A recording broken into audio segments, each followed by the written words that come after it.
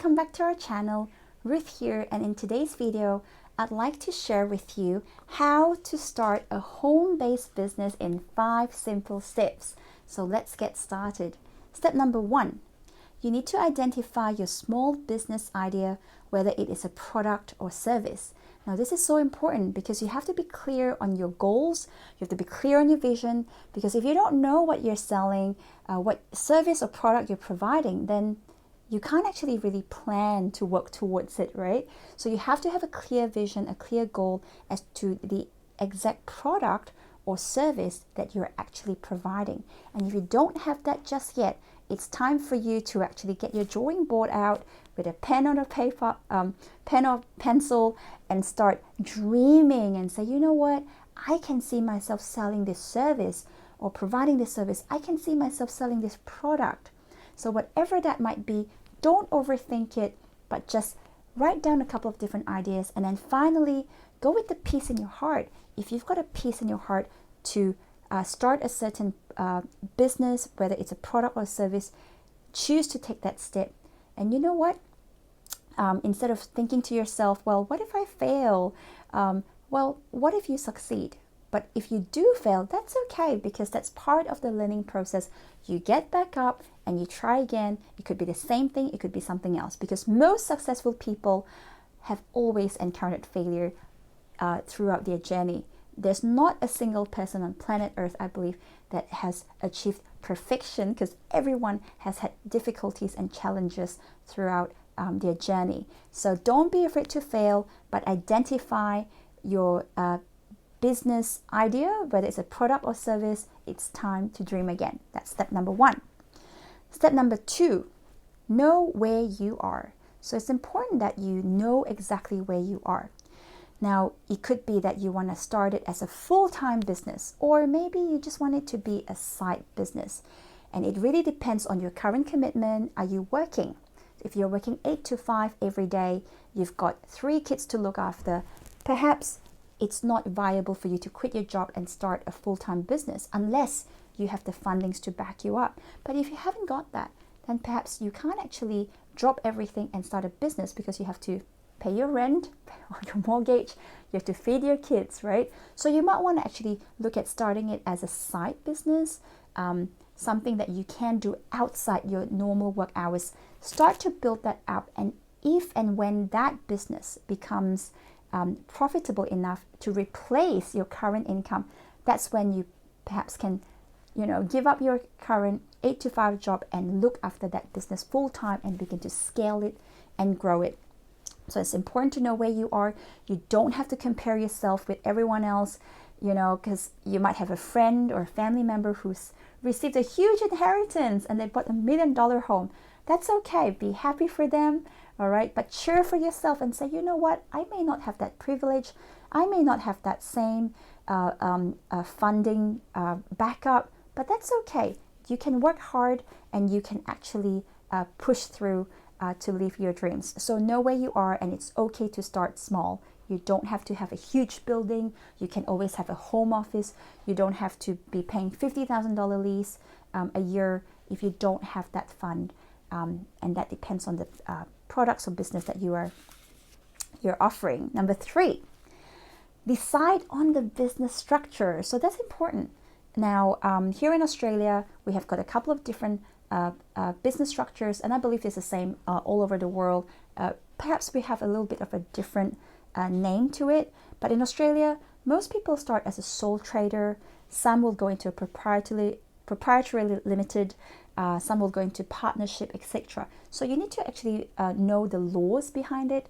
Personally, I have got a pretty good knowledge as to what they mean, because I'm by profession, I'm a lawyer. Currently, I'm a partner in a law firm, but we used to study that back in law school. But if you don't really understand what the differences are and how it could affect you in terms of liability, then perhaps you can start reading into it. And if you still don't understand, contact an attorney, a lawyer, or an accountant. Ask them to explain to you. Pay them for their professional time, because you want it to be set up properly. For example, in Australia, as a sole trader, it's really easy to start a business. You just have to get a business number, And then you can be a sole trader and start a business and report your taxes, right? However, if there's any lawsuits that comes against you as a sole trader, essentially your family assets that are not connected to your business can be affected. So the question then becomes, how risky is your business? Are you going to be liable for lawsuits? If it's not a risky business, that's fine. You can start as a sole trader because it's really cheap to start with. But you will come to a certain point where you start to earn the big bucks. Now, when you start to earn the big bucks, you're going to start to feel it. What do I mean by that? The thing is, especially here in Australia, if you start to earn above certain amount each year, you can be taxed up to 50%. Can you imagine? Can you imagine if you earn $1 million a year and 500,000, that's $500,000, goes to the government. So we get taxed a lot here in Australia. So for that reason, I'll say, well, once you are making the big bucks, contact your accountant or your attorney and set it up as a company so that you will get the marginal tax for the company, usually at about 27 or 28%.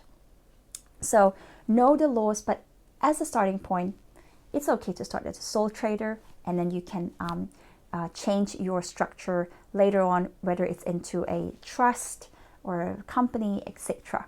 Okay. Number 3, make sure you meet all the legal requirements. Now, this is really important because personally, I have met, I would say, acquaintances who have run really, really successful business. They've got restaurants and they do very well. They win awards, but they have no indication whatsoever about tax and money. I don't know why, but apparently, they blame it on their accountant, but I don't know if that's true. But anyways, at one point, the tax office actually came after them and say, you owe us, $500,000. And as a result of that, they lost their home, they lost their cars. It's a very, very, very sad story. And the family almost, broke apart because of that financial pressure. So you want to know that whatever you do, make sure you're protected legally. Make sure you're doing the right thing. If you have to pay your taxes, pay your taxes. If you have to spend money on an accountant to get it done right, do it. Because at the end of the day, if the legal requirements are met, then your mind is free to grow your business and to scale. But if your foundation is not correct, then there might be cracks along the way which can negatively affect you. So make sure you set it up well, make sure you set it up properly. You don't have to know everything, but at least learn and know some of it. Finally, the 5th step to start a home-based business is write a business plan. Now that's really important. In another video, I'll share on how to write a business plan in detail. But really what it is you need to be able to identify what your products and services are, how you're going to deliver it to the market, when you're going to launch your product, when you're going to take certain actions, why you're doing it. I think the why is really important. Perhaps your why is, well, I want to quit my 8-to-5 job so I can spend more time with my family and just run a home-based business. That's a really good why, and that's a really good motivating factor in my view. And who is going to be involved? Is it just you? Can you do it yourself to start with? Perhaps you won't have the ability to pay a worker, and that's okay. Start small, start on your own. It doesn't have to be fancy. It just has to be making you some money, right?